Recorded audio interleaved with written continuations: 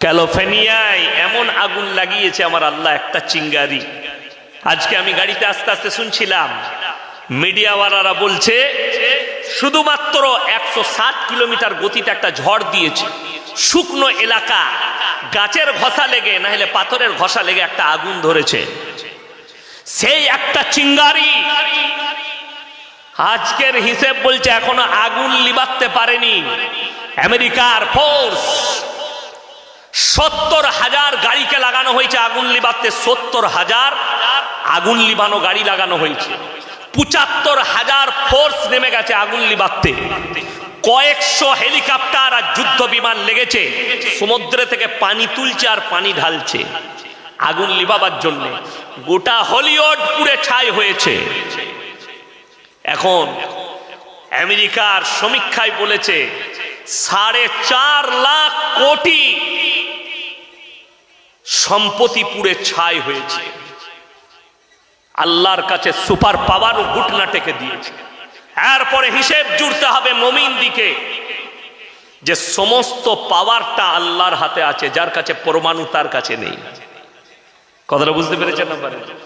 আর এরা স্বপ্ন দেখে हम कुरान को मिटा देंगे, এরা স্বপ্ন দেখে ইসলাম को मिटा देंगे। আজকে ওই ক্যালিফোর্নিয়ার মানুষ তার বাড়ির পালতু জন্তুগুলো নিয়ে ছুটছে। কুকুর পেলেছে, কেউ কুকুরটা কোলে করে নিয়ে ছুটছে, কুকুরটাকে বাঁচাতে হবে। কেউ বিড়ালটা নিয়ে ছুটছে, তারা বিড়ালে কুকুরের সাথে জিনা করে, সেই কুকুরকে নিয়ে ছুটছে। কুকুর মারা গেছে, চোখের পানি ফেলাচ্ছে। পৃথিবীর বিশ্বের দরবারে যারা দেখছেন আমার বক্তব্য তাদেরকে বলছি, একদিকে এই কুকুর নিয়ে পালানো আর কুকুর মরে যাওয়ার চোখের পানিটা দেখুন, আর একদিকে ফিলিস্তিনের নিরীহ শিশু, 1 বছরে 40,000 শিশু মারা গেছে। 5 বছরের বাচ্চা মেয়ে ছেলে 3 বছরের ভাইকে নিয়ে কোলে করে নিয়ে ছুটছে, বোমার আঘাত লেগেছে, রক্তাক্ত অবস্থায় ছুটছে। গোটা বিশ্ব নীরব হয়ে আছে। বোমা লাগেনি, গোলা বারুদ লাগেনি।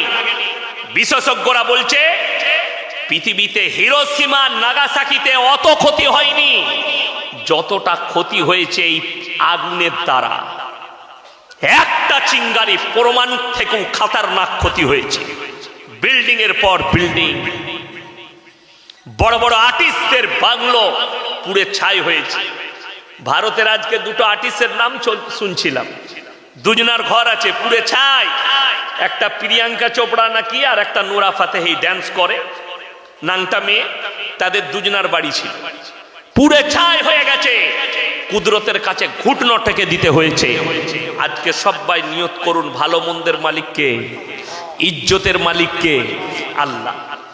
এই বিশ্বাস পৃথিবীর মানুষকে রাখতে হবে, শুধু একটা নয়।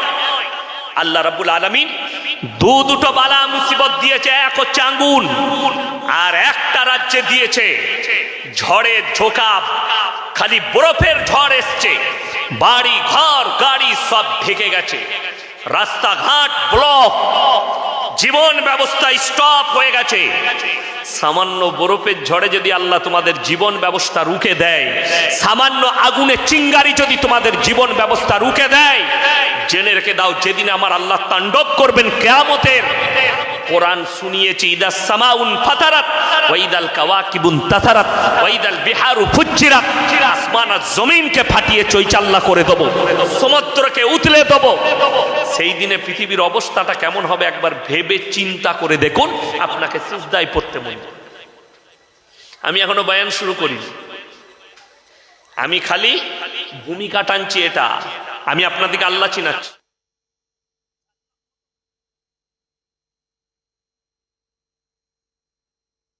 শুরু করব। পৃথিবীতে এখন সব থেকে বেশি বেঈমান কাফের ইহুদি নাসারাদের মাথা ব্যথা হচ্ছে দাড়ি, টুপি, মাদ্রাসা, মসজিদ, কোরআন, এই নিয়ে মাথা ব্যথা বেশি। কিন্তু আল্লাহর কসম করে বলছি, ইসলাম ইজ দ্য সেফটি।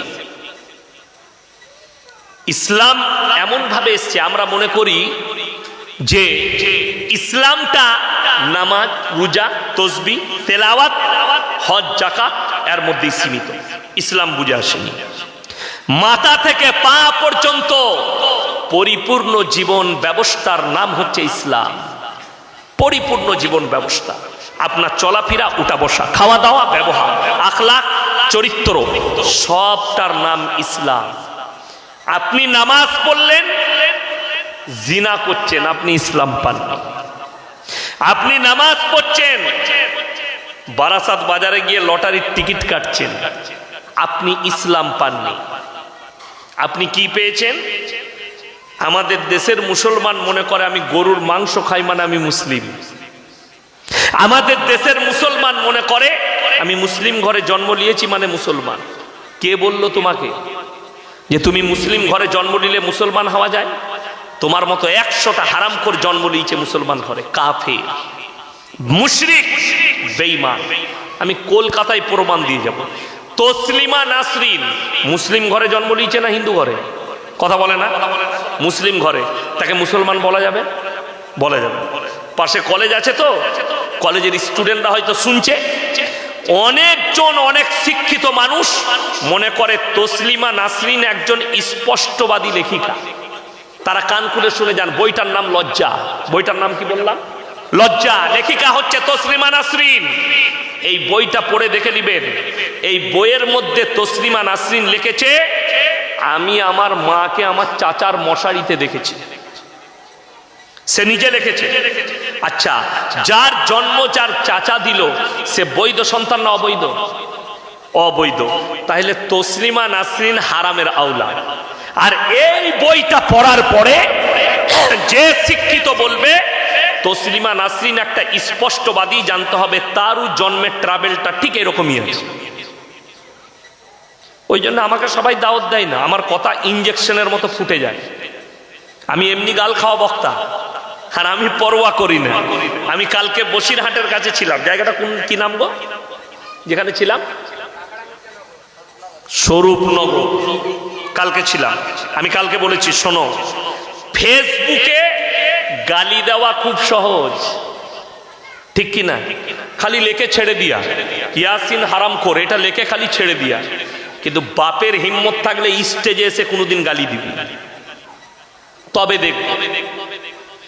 স্টেজে এসে গালি দাও, তবে দেখব। আপনাদের এই কলকাতায় বাগুইয়াটি বলে একটা জায়গা আছে না, ওইখানে এক হারামের আওলাদ থাকে মুসলিমদের, নাম বলছে আমি মুসলমান, কিন্তু তাকে যে মুসলমান বলবে তার ঈমান চলে যাবে। তার নাম হচ্ছে নাজিয়া ইলাই খান। প্রতিনিয়ত দাড়ি, টুপি, ইসলাম, কোরআনকে গাল দিচ্ছে প্রতিনিয়ত। দেখে সে একটা ভিডিও করে বলেছে, এই মলি সাহেবকে আমি চর মারবো। আমি বলেছি, আমার পাটা তোর উপরে চেপে গেলে তুই তলায় চলে যাবে, আমাকে কি করে মারবি? আমার 80 কিলো ওজন, তার উপরে পড়ে গেলে তলায় চলে যাবে। আর ও বলছে হুজুরকে মারবো, আমি আমাকে মারবো পেলে। তোকে যদি আমি পাই তোকে জুতোর মালা পরাবো, আমার জুতোটার মালা তৈরি করে পড়াবো। তোর কত বড় হিম্মত আছে? আমি বলেছি, চ্যালেঞ্জ দিলাম। আবার আমি বারাসাত থেকে চ্যালেঞ্জ দিচ্ছি ওই বাগুইয়াটির হারামের আওলাদকে, যদি হিম্মত থাকে তোর যতগুলো মিডিয়া আছে বস করা, কলকাতার যে কোনো স্টেডিয়ামে বস করা। আর আমার যতগুলো মিডিয়া আছে পশ্চিম বাংলায় আমি সাথে করে ডেকে নিয়ে যাব, লাইভ চলবে। ভারত, বাংলাদেশ, পাকিস্তানের লোক, হিন্দিতে, উর্দুতে, বাংলায়, যেটাতে আমার সঙ্গে ডিবেট করবি কর। আমি 10 মিনিট সময় নেব না, 10 মিনিটের ভেতরে প্রমাণ করাবো তুমি মুসলমান নও। এটা চ্যালেঞ্জ আমার। 10 মিনিট সময় লাগবে না আমার প্রমাণ করাতে। বড় কষ্ট লাগে কার ঘরে? মুসলমান। অথচ আপনি একটা অমুসলিম ভাইকে গালি দিচ্ছেন। কেন গালি দিন? কোরআন শোনায়, ওয়ালা তাসুবুল্লাযীনা ইয়াদউনা মিন দুনিল্লাহি ফায়াসুবুল্লাহা আদওয়াম বিগাইরি ইলম। হে আমার নবী, পৃথিবীর মানুষকে বলে দাও, মুমিনদিকে বলে দাও, তোমরা কারো দেবদেবীকে গালি দিও না। যারা আল্লাহ ব্যতীত অন্য দেবদেবীর উপাসনা করে তাদের ধর্মকে, তাদের দেবদেবীকে গালি দিও না। অজ্ঞাত অবস্থায় সে তোমার আল্লাহকে গালি দিবে। আমি মুসলমান হয়ে আমি আমার সমাজের লোককে আমার ধর্মটাই বুঝাতে পারলাম না, আপনি অন্য ধর্মকে গালি দিচ্ছেন। সবাই কোরআনকে বিশ্বাস করেন তো? হাত তুলে বলুন তো ইনশাআল্লাহ। কোরআনকে আপনি বিশ্বাস করেন, আর আমি প্রমাণ দিয়ে যাচ্ছি মুসলমান মুখেতে বলে আমি কোরআনকে বিশ্বাস করি, আমলেতে কোরআনের কতগুলো অস্বীকারী মুসলমান, এটা আমি আজকে এই বারাসাতে প্রমাণ দিয়ে যাব।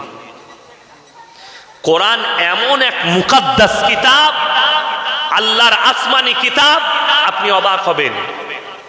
বড় বড় আলেমরা কিতাব লিখেছেন না লেখেন? মুহাদ্দিস, মুকাররির, মুফাসসির বহু কিতাব লিখেছেন।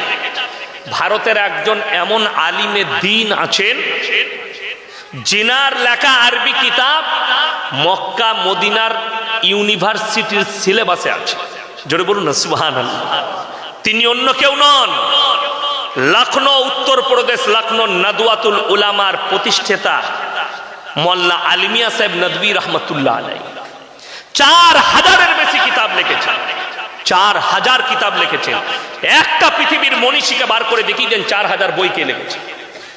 2000 খুঁজে পাবেন না, 2000। 4000 বই লিখেছেন। এইরকম বহু মুহাদ্দিস, মুকাররির, আলিমে দ্বীন, তিনারা বড় বড় কিতাব লিখেছেন, বহু মনীষী কিতাব লিখেছেন। কিন্তু কারুর বইয়ের হেডিং এ লেখা আছে আমার লেখার মধ্যে কোনো ভুল নাই? কথা বলে না? একটা বই বাড়ি থেকে নিয়ে আসুন। যারা কলেজের স্টুডেন্ট ভাড়া আছে তাদেরকে বলুন একটা বই নিয়ে এসো যার হেডিং এ লেখা আছে আমার এই লেখার মধ্যে কোনো ভুল নাই। আমি ইয়াসিন এইখান থেকে ক্ষমা চেয়ে বাড়ি যাব, আর আমার পকেটে যা টাকা বেরোবে আমি তাকে দিয়ে চলে যাব। একটা বই নিয়ে এসো কোনো লেখকের, তার হেডিং এ লিখে রেখেছে আমার লেখার মধ্যে কোনো ভুল নাই। আল্লাহর কসম, কোরআনকে খুলে সূরা বাকারা আল্লাহ রাব্বুল আলামিন প্রথমে বললেন যালিকাল কিতাবু লা রাইবা ফি, আমার এই কোরআনে বিন্দুমাত্র সন্দেহের কোনো অবকাশ নেই। জোরে বলুন সুবহানাল্লাহ। এটা একমাত্র কোরআনে আল্লাহ লিখেছেন, বাকি কারোর কিতাবে নেই। আল্লাহ বললেন আমার এই কোরআনে বিন্দুমাত্র সন্দেহের কোনো অবকাশ নেই। এরপরে ডোজগুলো দুবার আমি বুঝিয়ে দিচ্ছি মুসলমান কিভাবে অস্বীকার করে। ইমানদারির সঙ্গে বলুন, কোরআনে আল্লাহ যে আমাদেরকে হুকুমগুলো দিয়েছে, যেগুলো হারাম দিয়েছে সেগুলো হারাম না হারাম নয়? যেগুলো হালাল বলছে ওগুলো হালাল না হালাল নয়? হালাল। এটা মুসলমান বিশ্বাস করে। কিন্তু ভেবে দেখুন, সুদ খাওয়া হারাম না হালাল? হারাম তো। তাইলে আশা করি আপনাদের এখানে কোনো সুদখোর মুসলিম নাই। কথা বলে না? আছে? এরপর বুঝাই, কোরআনে বলেছে ওয়াহাল্লাল্লাহুল বাইয়া ওয়া হাররামার রিবা, তোমাদের জন্য সুদকে হারাম করেছি, ব্যবসাকে হালাল করেছি। আপনি যখন এটা জেনে শুনে সুদ খাচ্ছেন, এই লোকটা আল্লাহর সঙ্গে যুদ্ধ ঘোষণা করলো না করলো না? কথা বলেন। যুদ্ধ ঘোষণা। এই লোক আর মুমিন থাকবে? কথা বলেন, মুমিন থাকবে? অথচ দুঃখ, আমাদের দেশে মদ খেয়ে মসজিদে ঢুকা যায় না, গাঁজা খেয়ে ঢুকা যায় না, কিন্তু সুদ খেয়ে নামাজ পড়া যায়। ঠিক বললাম না? গায়ে আতর লাগিয়েছে। কি আতর লাগিয়েছিস ভাই? জান্নাতুল ফিরদৌস। বাবা, ও জান্নাতুল ফিরদৌসে ঢুকবে। কাজ কি করে? সুদ খায়। আতর জান্নাতুল ফিরদৌস, কিন্তু ওর ভেতরটা গুয়েতে ভরা, পায়খানায় ভরা, রগে রগে পায়খানা ঢুকে আছে। রাসূলের হাদিস শুনেলেন, কেউ যদি 1 টাকা সুদ খায় নিজের মায়ের সঙ্গে 36 বার জিনা করার সমান পাপ হবে। নাউজুবিল্লাহ বলেন। যে লোক সুদ খাচ্ছে সে নিজের মায়ের সঙ্গে কতবার প্রত্যেক দিন জিনা করছে সে নিজে অনুভব করে। যে সুদ খাচ্ছেন সে রাসূলের বিরুদ্ধে যুদ্ধ ঘোষণা করেছে। করেছে না করেনি? ইমানদারির সঙ্গে বলবেন, 5 ওয়াক্ত নামাজ পড়া ফরজ না ফরজ নয়? ফরজ। কোন লোক যদি জেনে শুনে এই ফরজ ছাড়ে, গুনাহগার না গুনাহগার নয়? আমাদের সমাজে 100টার মধ্যে 80টা বেনামাজি মুসলিম। ঠিক বললাম না ভুল বললাম? 80 জন বেনামাজি। আপনি কি করে নিজেকে বলছেন আমি একজন ইমানদার? কোন মুখে বলছেন আমি রাসূলকে মহব্বত করি? কোন ভাষাতে বলছেন যে আমি রাসূলকে মহব্বত করি? তোমার গরুর গোশত খাওয়াতে রাসূলের মহব্বত। আমাদের দেশের লোকের সমস্যা কোথায় জানেন? ফরজ ইবাদত নিয়ে মারামারি করে না, এরা নফল নিয়ে বেশি মারামারি করে। ফরজ নামাজ হারামখোর পড়ে না, কিন্তু শবে বরাতের রাতে ও নফল নামাজ ছাড়বে না। ঠিক বললাম না ভুল বললাম? এ আসছে শবে বরাত, সারা রাত এই বারাসাত, আপনার খিদিরপুর, মিটিয়া বুরুজ, হাওড়া রানীহাটি, কিছু যুবক আছে হারামখোর, জীবনে নামাজ পড়ে না, কিন্তু শবে বরাতের রাতে গুটকা খায় আর বাইক নিয়ে ছুটে বেড়ায়। আর ঘরের লোক জানছে, ওরে বাপরে আমার বেটা সারা রাত নামাজ পড়ে। কিছুই না, কিয়ামতের দিনে দেখবি খালি। ইমানদারির সঙ্গে বলুন, একটা ছেলে স্কুলে কোনো পরীক্ষা দেয় নাই, কলেজে শুধুমাত্র মৌখিক পরীক্ষা দিয়েছে, সে যদি রেজাল্ট আনতে যায় তাকে রেজাল্ট দিবে না ঝাঁটা করে মারবে? তো তোমাকে যদি কবরে জিজ্ঞেস করা হয় ফরজ নামাজ, ওইটা খালি পড়তে পারি না, তবে কি করে এনেছিস? খালি শবে বরাতের রাতে ৭৫ রাকাত নামাজ পড়েছি। তোকে বলবে তোকে কাবাব শাখা করবো, রেডি হবে। ওইটা নিয়ে কি করবি? আমাদের সমাজের অবস্থা এটা, ফরজ ইবাদত করবে না, অথচ রাসূল বলেছেন যার নামাজ নাই তার মধ্যে ইসলাম নেই। এটা রাসূলের হাদিস। কোরআন খুলে নেন। অনেক সমাজের লোক বলে আমি নামাজ না পড়তে পারি, বারাসাতে চায়ের দোকানে বসে বলে আমি নামাজ না পড়তে পারি, আমার মতো ভালো লোক পাবি। এই মাল আছে না? না, গাদা আছে আমার। নামাজ পড়ে না, রোজা রাখে না, কিন্তু সে বলছে গায়ের মধ্যে ভালো আমি। তুমি কেমন ভালো আর কতটা কামিয়াব হবে কোরআনকে জিজ্ঞেস কর। কোরআন বলে দিবে তোমার জন্য তুমি কতটা কামিয়াবি লাভ। নম্বর 1, কিয়ামতের দিনে দুটো রাস্তা বের হবে। একদল জান্নাতি জান্নাতে প্রবেশ করবে, আর একদল জাহান্নামী জাহান্নামে যাবে। কোরআনে আছে, আল্লাহ বললেন হে আমার নবী, জান্নাতীরা তাদেরকে দাঁড় করাবে। কি বলে? ফি জান্নাতি ইয়াতাসাআলুনা আনিল মুজরিমিনা মা সালাকাকুম ফি সাকার। এই দাঁড়াও দাঁড়াও দাঁড়াও দাঁড়াও, তোমরা জাহান্নামে যাচ্ছ কেন? তোমরা বলতে আমরা ভালো লোক, আমরা ভদ্র লোক, আজকে জাহান্নামে যাচ্ছ?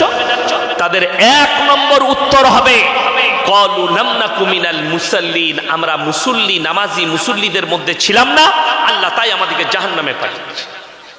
ক্বালু লাম নাকু মিনাল মুসাল্লিন, আমরা নামাজি মুসল্লি ছিলাম না, আল্লাহ তাই আমাদেরকে জাহান্নামে পাঠিয়েছে। আজকে শুনেলেন, কোরআনের কাছ থেকে আপনার সম্পর্ক ছিন্ন। প্রত্যেকটা মুসলমান নরনারীর জন্য দ্বীনি শিক্ষা অর্জন করা ফরজ না ফরজ নয়? ফরজ। এটা জানে। আর আমি চ্যালেঞ্জ ছুড়ে বলে গেলাম, গোটা বারাসাতে 100টার মধ্যে 80টা মুসলমানের কাছে দ্বীনি শিক্ষা নেই। ঠিক না ভুল? ঠিক। এই ইমাম সাহেব, আপনি ইমাম তো? ইমাম সাহেব কোথায়? আচ্ছা, উনি ছিলেন, চলে গেছে। এই মসজিদে আমার মনে হয় এই পাড়ায় বেনামাজি একটাও নাই। কত বুঝতে পারেন? এই 24 পরগনার হাওড়া হুগলির রোগ জানেন? এই রোগটা আমি সারাতে লেগেছি। কি রোগ? এরা নামাজ পড়ে না, কিন্তু বছরে একটা করে জলসা দিবে, দিয়ে জান্নাতে যাবে। এত সহজ জান্নাত কেন? ওরে বাপরে, বর্ধমান থেকে হুজুর এনেছি, হুজুর যা দোয়া করবে জান্নাতে এমনি ঠেলে ঢুকে যাবে। তোর হুজুরও মার খাবে, তুইও খাবি। এই সমস্যার সমাধান কি করে হবে আল্লাহ ছাড়া কেউ জানে। সমাজ ধ্বংস হয়ে গেল। ওই আমাদের সমাজ এখন জলসা চলছে, হারাম হালালের বায়ান নাই, দিন বদ্দিনের বায়ান নাই, কুফরির বায়ান নাই। সমাজ কিভাবে ধ্বংস হচ্ছে তার বায়ান নাই। আছে কি? খালি অমুক পীরের গল্প, দাদর গল্প, চাচার গল্প, নানার গল্প দিয়ে জলসা শেষ। আর সুর করে বক্তব্য দিলে আমাদের মেয়েরা বলে হাই লোক কি সুর, বুঝলি কি? বুঝে নাই কিচ্ছু। আর হুজুর আপনার সুর দিয়ে জলসা করছে, সুরে জলসা শেষ। বুঝলি কি? হুজুর বুঝি না কিছু, হুজুরের গলাটা ভালো ছিল।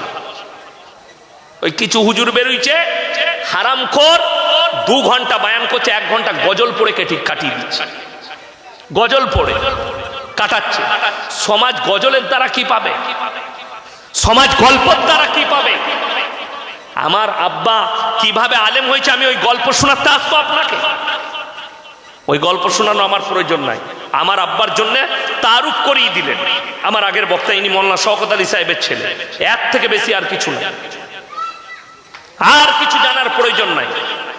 আমার বাপ ক ওয়াক্তে তাহাজ্জুদ পড়ে, কেমন করে পীর হয়েছে, কেমন করে স্বপ্ন দেখেছে।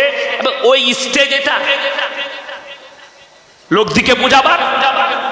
আর কিছু বক্তা এটাকে গল্পর জায়গা বানিয়েছে, সমাজকে নামাজের দাওয়াত দেয় না, রোজার দাওয়াত দেয় না, ফরজ নামাজটা বুঝাতে চাই না, হারাম হালালটা বুঝাতে চাই না। আজকে কম ধ্বংস হয়ে গেছে হারাম হালাল না বুঝার কারণে। আর এই জলসার স্টেজগুলো গল্প আর সুরে ভরে গিয়ে কি ক্ষতি হলো? ক্ষতি একটাই হলো, এই জলসার ফায়দা কিছু হয়নি, বেঈমান কাফেররা আপনার মাথায় চেপে বসেছে। তা না হলে আমার আব্বাজি 55 বছর জলসা করছে মেদিনীপুরে এক জায়গায়। মরহুম গোলাম আহমদ মুর্তজা সাহেব, আল্লাহ জান্নাতি করুক, চিনেন না? চিনেন না? নাম শুনেননি? বর্ধমানে আমাদের বাড়ির কাছে মেমারিতে। আর আমার আব্বাজি দুজন মিলে মেদিনীপুরে জলসা করতে গেছি।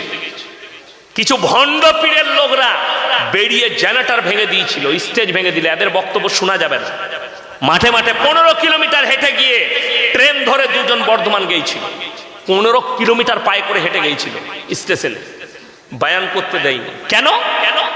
হাদিস কোরআনের বায়ান চলবে না, বাপ দাতর গল্প বলতে হবে শুরু করে। ওই গল্পটা ভালো লাগে। এই মেদিনীপুরে এক জায়গায় জলসা করছি, হুজুর পাখির গল্প ধরেছে। পাখির, সে পাখি উড়িয়ে যাচ্ছে বাবা, বাসাতে 3টে ডিম পেড়েছে। পাখির গল্পই 2 ঘন্টা কেটে গেল, তাও পাখিটা উড়ে নাই। একজন মজমা থেকে বলছে, হুজুর পাখিটা কখন উড়বে? বলছে পরের বছর উড়ব। দিয়ে জলসা শেষ। এই পাখির গল্পে সমাজ কি পাবে? এটা বাস্তব কথা বলছি, আল্লাহর কসম বলছি। এই গল্প ধরে আমি ছিলাম জলসায়, রাত 12টায় চেপেছে, 2টো পর্যন্ত পাখির গল্প। সমাজ কি পেলে তোমার পাখির গল্পের দ্বারা?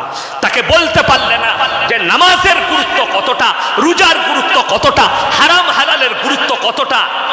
এই বায়ান না করে বাপ দাদর গল্প, পাখির গল্প, বাঘের গল্প, পীরের গল্প, এই করে জলসা শেষ। আর কম শেষ হয়ে গেল। আর আমাদের কম, আমরা তাকে স্টেজে ধরতে পারলাম না যে আমরা গল্প শুনতে আসিনি। বাপ দাদর গল্প পড়ে শোনাবেন, মোবাইলে বলে দিবেন ঘরে বসে আমার বাপ দাদর গল্প। আমরা ফেসবুকে শুনে নেব। আজকে নামাজের কথা বলেন, আজকে রোজার কথা বলেন, আজকে কম কি করে বেঈমান কাফেরের হাত থেকে বাঁচবে এটা বলেন। আপনার বাড়ির কাছে কলেজ আছে, যদি হিম্মত থাকে প্রশাসন বাবুদিকে ডাকুন, এখানে বসে শুনবে। আমি বায়ান করে যাচ্ছি, আমি মৌলবি শওকতের বেটা, ইয়াসিন বুক ফুলিয়ে বলে যাচ্ছি। আজকে ধ্বংস হয়ে গেল কম, আর ইহুদি নাসারা খ্রিস্টানরা বড় কার্যকলাপ চালিয়েছে ভারতের মাটিতে। তারা কামিয়াবি লাভ হয়েছে। তা না হলে কলকাতার বুকে আপনার বারাসাত থেকে শুরু করে কলকাতা নিউ মার্কেট, কলকাতা আপনার পার্ক স্ট্রিট, যতগুলো জায়গা আছে, অমুসলিম ভাইদের থেকে, খ্রিস্টানদের থেকে হিন্দু আর মুসলিমদের ছেলেরা ক্রিসমাস বেশি পালন করেছে। যদি কোনো হিন্দু ভাইদের পণ্ডিত থাকে বাপের বেটা, আর যদি আমার কাছে স্টেজে এসে বলতে পারে না হিন্দু ধর্মে ক্রিসমাস আছে, আলহামদুলিল্লাহ, আমি তার শুকর আদায় করি। মুসলমান আমরা ঈসা নবীকে বিশ্বাস করি যে আল্লাহর পয়গম্বর। সবাই করবেন, জোরে বলুন ইনশাআল্লাহ। Merry Christmas. এটা কি দিয়ে এলো? এটা কার লাগে? আরে এটা কি এমনি দিয়েছে? আমাকে হুজুর ভেবেছে, ও খেতে খেতে বায়ান করব। আমি পানি ছাড়া কিচ্ছু খাই না, আমার ইঞ্জিন গরম আছে, এমনি গরম লাগবে না, ঠান্ডা পানি আছে তো এখানে রেখেছি আমি। হ্যাঁ, তোমার চিন্তা নাই, তুমি বসো চুপচাপ, বায়ানটা শুনো খালি। আমি কি বীজ মেরে যাচ্ছি, তুমি বসে শুনো, তারপরে পরে বুঝবো। চা লাগবে না, আমার ইঞ্জিন গরম আছে না? নাই আছে, আমার ইঞ্জিন ঠান্ডা থাকে না, অসুবিধা নাই। তো আমি যেটা বলছিলাম, কি বললাম ভুলে গেলাম। ক্রিসমাস, তারা বলে মেরি ক্রিসমাস। হাজার হাজার মুসলিম যুবক যুবতী তারা মেরি ক্রিসমাস পালন করছে। আর এগুলো কোনো চাষিবাসী নয়, এগুলো কোনো কাজ করনেওয়ালা ছেলে নয়, এগুলো কোনো মেথর নয়, এগুলো মাঠে খাটা ছেলে নয়, সব কলেজ ইউনিভার্সিটি পড়ুয়া ছেলে মেয়ে। তারা গেইছে, তারা নগ্নতাকে বেশি পছন্দ করছে। আর পশ্চিমী দুনিয়াকে যারা ফলো করবে, তারা নগ্নতাকে বেশি পছন্দ করবে। আর আল্লাহর কসম করে বলছি, ইসলাম নগ্নতা দেয়নি। যারা মনে করছেন এই মৌলবীরা মডেলিং জানে না, যুগটা মডেলিং, আল্লাহর কসম খেয়ে বলছি, তুমি যদি কলেজ স্টুডেন্ট হও, তুমি প্রফেসর হও, তুমি ইঞ্জিনিয়ার হও, আর তোমার যদি বাপের হিম্মত থাকে, তুমি স্টেজে এসে আমার কাছে পাশে বসো, তোমাকে কেউ আঘাত করবে না। আমি তোমার কাছে প্রমাণ দিয়ে যাব। এই বারাসাতের মাটিতে ইসলাম 1400 বছর আগে এসছে, ইসলাম মডেলিং ছিল, আছে, আর কিয়ামতের সকাল পর্যন্ত মডেলিং থাকবে। জোরে বলুন সুবহানাল্লাহ। তার এক নম্বর প্রমাণ, এই বারাসাত থেকে যদি স্টার্ট করি, বারাসাত থেকে এয়ারপোর্ট, এয়ারপোর্টের রোড ধরে একবারই গিয়ে বালি ব্রিজ পার করে দিল্লি রোড, যতগুলো টাউন পড়বে, বিহার নয় দিল্লি পর্যন্ত, প্রত্যেকটা শহরে লাইসেন্সধারী মদের দোকান আছে না নাই? কথা বলেন। আচ্ছা, মদ খেলে লাভ আছে না ক্ষতি? ক্ষতি আছে। কোরআন কি বলেছে? তোমরা মদ স্পর্শ করো না। জোরে বলুন সুবহানাল্লাহ। তোমাদের জন্য নিশাগ্রস্ত জিনিস স্পর্শ করা হারাম। আল্লাহ হারাম করে দিলেন 1400 বছর আগে। আর তুমি লাইসেন্স দিয়ে রেখেছো, মডেলিং এর যুগ হচ্ছে, লাইসেন্স দিয়ে দাও, মদ খাও। যতগুলো জিনা হয়েছে, যতগুলো ধর্ষণ হয়েছে, যতগুলো মার্ডার হয়, সব নিশাগ্রস্ত অবস্থায় হয়, একটাও ভালো অবস্থায়। খোঁজ নেন, রক্ত টেস্ট করুন, রিপোর্টটা গিয়ে দেখুন। আর জি করে যে মেয়েটা ধর্ষণ হয়েছে যে ছেলেটার কাছ থেকে, এই ছেলেটা মদ্যপ অবস্থায় ধর্ষণ করেছে, খালি মুখে নয়, তবে থেকে মার্ডার করতে পেরেছে। মদ এত খারাপ। আর ইসলাম মডেলিং এর যুগ দিয়েছে 1400 বছর আগে, বললে তোমাদের জন্য স্পর্শ করা হারাম। জোরে বলুন সুবহানাল্লাহ। এটা নাম্বার 1। কলকাতা থেকে শুরু করে ভারতের ছোট বড় যতগুলো শহর আছে, প্রত্যেকটা শহরে দেহ ব্যবসার আড্ডাখানা আছে না নাই? কলকাতায় পশ্চিমবাংলার সব থেকে বড় দেহ ব্যবসার আড্ডাখানা সোনাগাছি, হাজার হাজার মেয়ের দেহ ব্যবসা করছে। আমি এলান করেছি, যদি কোনো মুসলিম মা বোন ওই জায়গায় দেহ ব্যবসায় ফেসে যাও, তারা বেরিয়ে এসো, গুগলে আমার নম্বর সার্চ করবে, তোমাদেরকে রাস্তা দেখাবো, যে রাস্তা তুমি জান্নাতের রাস্তা পাবে। আমার মতো আলেম এলান করেছি আমি। চলে এসো, ফোন নম্বর লাও, ফোন করো, তোমাদেরকে ওই রাস্তাটা দেখাবো যে রাস্তা রাসূল আকরাম সাল্লাল্লাহু আলাইহি ওয়াসাল্লাম পৃথিবীর মানুষকে দেখিয়ে গেছে। আর যে রাস্তাটা হচ্ছে ইহদিনাস সিরাতাল মুস্তাকিমের রাস্তা, একদম জান্নাতে নিয়ে গিয়ে প্রবেশ করাবে। জোরে বলুন সুবহানাল্লাহ। অবাক লাগে। এইটা হচ্ছে মডেলিং, লাইসেন্স দিয়ে রেখেছে সরকার। তার প্রমাণ দিই, আপনি যদি সোনাগাছিতে যান, আপনাকে ধরবে না, কিন্তু বেরিয়ে এলে পুলিশ বাবুরা আটকাবে। ঢোকার সময় বাধা নাই, বেরোবার সময় বাধা আছে। তার কারণ, পুরুলিয়া ডিস্ট্রিক্ট যেতে গেলে আসানসোল শহর কভার করতে হয়, আসানসোলের ভেতর দিয়ে যেতে হয়। জায়গার নাম হচ্ছে নিয়ামতপুর, ডিসেলঘাট ব্রিজ। ওইখানে একটা জায়গা আছে লচিপুর নাম, দেহ ব্যবসার একটা বহুত বড় পট্টি আছে রোডের ওপরে। আজ থেকে 7 বছর আগে আমি পুরুলিয়া ডিস্ট্রিক্ট থেকে জলসা করে আসছি। রাত 2টোয় জলসা শেষ করেছি, গাড়ি আমার ছুটছে। যখন রাত 3টে, 3:30 বাজে, আমি আসানসোল শহর কভার করছি। টুপি খুলে আমি গাড়িতে শুয়ে আছি। আমার গাড়ি 100-র ওপরে ছুটছে টাউনে, আসানসোল টাউনের ভেতরে। আমার ড্রাইভার চালাচ্ছে, পেছনে পুলিশের গাড়িটা 4 ইন্ডিকার জেলে ডিফার দিতে দিতে আসছে। আমার ড্রাইভারকে মানে গাড়িটা দাঁড় করাও, তোমরা দেহ ব্যবসার আড্ডাখানা থেকে আসছো। কিন্তু উনি তো জানে না ভেতরে কোন মাল চেপে আছে। গাড়িটা এসে হাই রোডের সিগন্যালে দাঁড়ালাম। এরপরে আমি দিল্লি রোড ধরবো টাউন থেকে। আমার সামনে গাড়িটা এসে লাগালো, আমাকে বললে হুজুর উঠেন। আমি উঠে টুপিটা লাগিয়ে বসলাম। বেরিয়ে এলো একজন প্রশাসনের বাবু, কাঁচটা খুললাম। হুজুর আপনি? আমি ওইখান থেকেই আসছি নাকি? হুজুর ক্ষমা করবে। আমরা যাও গাড়িতে বসো। পালিয়ে এলাম।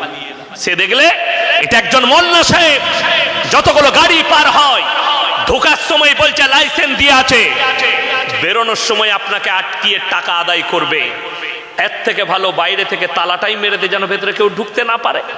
আমার আল্লাহ 1400 বছর আগে তালা মেরে দিয়েছেন, জোরে একবার বলুন নারায়ে তাকবীর। আমার আল্লাহ 1400 বছর আগে, যদি বলেন কোরআনে কোথায় আছে? সূরা বনী ইসরাঈল, ওয়ালা তাকরাবুজ জিনা ইন্নাহু কানা ফাহিশা ওয়া সাআ সাবিলা। হে আমার নবী বলে দাও, ব্যভিচার করা তো দূরের কথা, যে রাস্তায় ব্যভিচার হয় সে রাস্তার ধারে পাশে যাতায়াত করো না। ব্যভিচার করা অনেক দূরের কথা, যে রাস্তায় ব্যভিচার হবে সে রাস্তার ধারে পাশে যাতায়াত করো না। আর এরা বলছে লাইসেন্স দিয়ে রেখেছি। শুধু এটা নয়, এর থেকেও দামি প্রমাণ দেব। কলকাতায় বৃদ্ধাশ্রম আছে না নাই? কথা বলেন। আচ্ছা, সকালবেলায় গিয়ে আমাকে গালি দেওয়ার আগে শিক্ষিত দিকে বলছি, গিয়ে খোঁজ নিবেন কার কার মা আছে শুনেলেন। ডাক্তারের মা, প্রফেসরের মা, ইঞ্জিনিয়ারের মা, আপনার আইপিএস এর মা, উকিলের মা, ব্যারিস্টারের মা, জজের মা, ডাক্তারের মা, মা বাবারা ওখানে আছে, চাষিবাসীর নয়। ঠিক বললাম না ভুল বললাম? যদি আমার কথা মিথ্যা হয় আগে প্রমাণ নিয়ে এসো, তারপরে আমাকে ফোন করে গাল দিবে। আর যদি তুমি বাপের বেটা হও, আমি রাতের বেলায় একদিন আসবো, তোমার কাছে থাকবো, যেদিনে জলসা থাকবে না তোমাকে সাথে করে নিয়ে আমি সকালে যাব আর তোমাকে প্রমাণ করিয়ে দেব। ওই বৃদ্ধাশ্রমে একটা যদি টুপি দাড়িওয়ালা মৌলবীর মা দেখাতে পারেন হাফেজ আলেমের, আমি আল্লাহর কসম খেয়ে বলছি জীবনে আর আমি সমাজের বুকে বক্তব্য দেবো না। চ্যালেঞ্জ ছুড়ে বললাম, জীবনে আর বক্তব্য দেবো না। আমি মাদ্রাসায় গিয়ে ক্লাস করতে লেগে যাবো কালকে, আর জীবনে কোথাও বক্তব্য দিতে যাব না। যদি প্রমাণ দিতে পারেন একটা হাফিজে কোরআনের মা আছে, একটা আলেমের মা আছে, একটা ইমামের মা বাপ আছে, দেখাতে পারেন। যদি বলেন কেন নেই, সবাই একবার সুবহানাল্লাহ বলুন। আচ্ছা, ভারতবর্ষের মাটিতে কোনো যদি বাপের বেটা শিক্ষিত থাকে, মুসলিম হোক অমুসলিম হোক, হাত তুলে খালি আমাকে প্রমাণটা বলে দাও, এই ভারতের মাটিতে মুসলমানদের কটা বৃদ্ধাশ্রম আছে, কোথায় আছে? একটাও আছে? জোরে বলবেন না সুবহান।